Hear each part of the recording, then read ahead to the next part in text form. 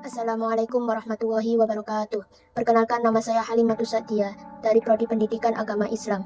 Pada mata kuliah Usul Fikih yang diampu oleh Bapak Muhammad Anwar Idris MA, kami mendapat tugas ujian tengah semester untuk membuat video tentang istihsan yang meliputi pengertian istihsan, macam-macam istihsan, kehujahan istihsan, dan perbedaan pendapat tentang istihsan. Istihsan secara bahasa dari kata hasan yang artinya baik.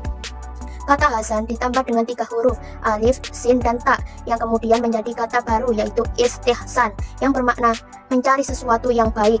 Istihsan menurut istilah, berpalingnya seorang mujtahid dari penggunaan qiyas yang jali kepada qiyas yang khafi, atau dari hukum kulli kepada hukum istinai, karena ada dalil yang menurut logika membenarkannya. Macam-macam istihsan.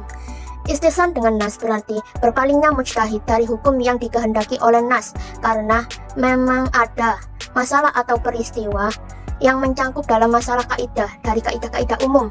Contoh, pencuri lebih dari 1 nisab wajib dipotong tangannya berdasarkan surat Al-Maidah ayat 38. Tetapi dalam keadaan musim paceklik, mereka tidak akan dipotong tangannya dengan alasan mereka dalam keadaan terpaksa berdasarkan Quran Surat Al-Baqarah ayat 173 dan Quran Surat Al-An'am ayat 145. 2. Istihsan dengan ijma berarti meninggalkan qiyas, baik qiyas asal maupun kaidah umum yang menisbatkan apabila ijma menetapkan hukum yang berbeda dengan hukum yang ditetapkan dengan qiyas. Contoh, pemesanan lemari. Menurut dalil yang kuat, praktek ini dilarang sebab pada suatu akad jual beli barang tidak ada.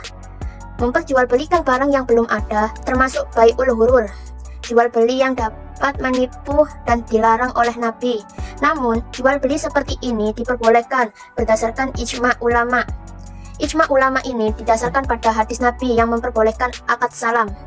3. Istihsan dengan qiyas khafi. Berarti si mujtahid meninggalkan qiyas yang pertama karena ia menemukan bentuk qiyas yang lain. Meskipun dari satu segi memiliki kelemahan, namun dari segi pengaruhnya terdapat kemaslahatan yang lebih baik. Cara ini digunakan mujtahid karena berbagai cara terbaik dalam menentukan hukum. Contohnya, apabila seseorang mewakafkan tanah tersebut terdapat sumur dan dikiaskan pada kias jali, maka tanah akan dikiaskan pada kias jual beli.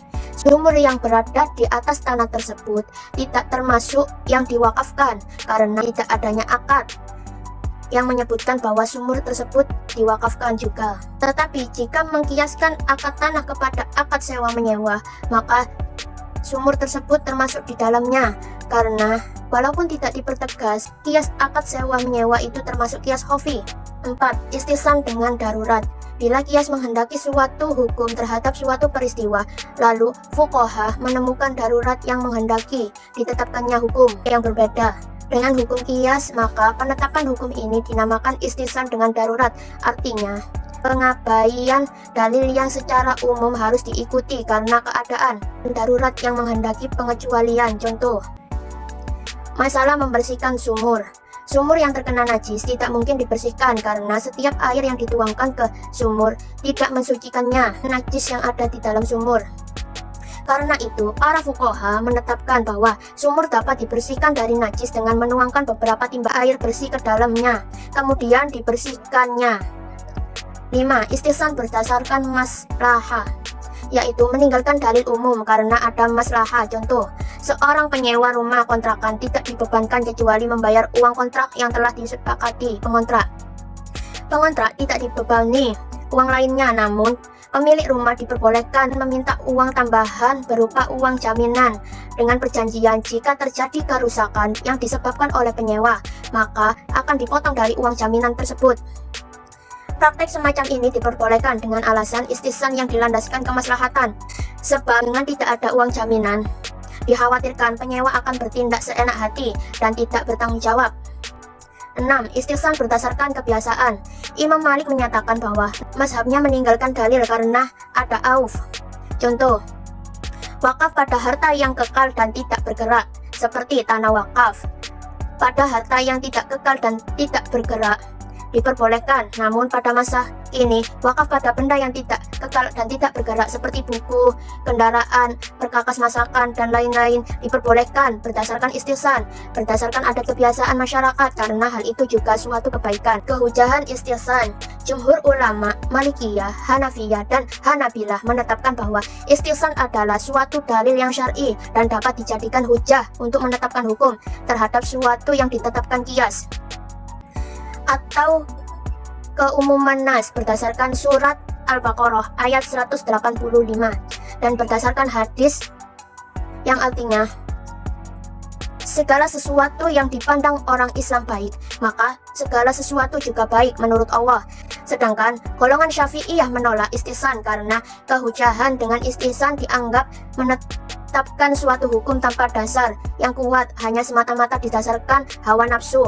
Terdapat dalam Quran surat Al-An'am ayat 38 yang menjelaskan bahwa Al-Quran sudah sempurna, tidak ada satupun yang tidak ada jawaban dalam Al-Quran. Al-Quran untuk menjawab segala sesuatu. Dasar lain Al-Quran surat An-Nahl ayat 44 yang menerangkan bahwa di samping Al-Quran ada As-Sunnah Nabi yang menjelaskan kekebalan Al-Quran sehingga semakin lengkap dan tidak perlu lagi memakai istihsan yang merupakan kesimpulan pribadi. Perbedaan pendapat tentang istihsan. Ulama Hanafiyah berpendapat bahwa Abu Hanifah banyak sekali menggunakan istihsan.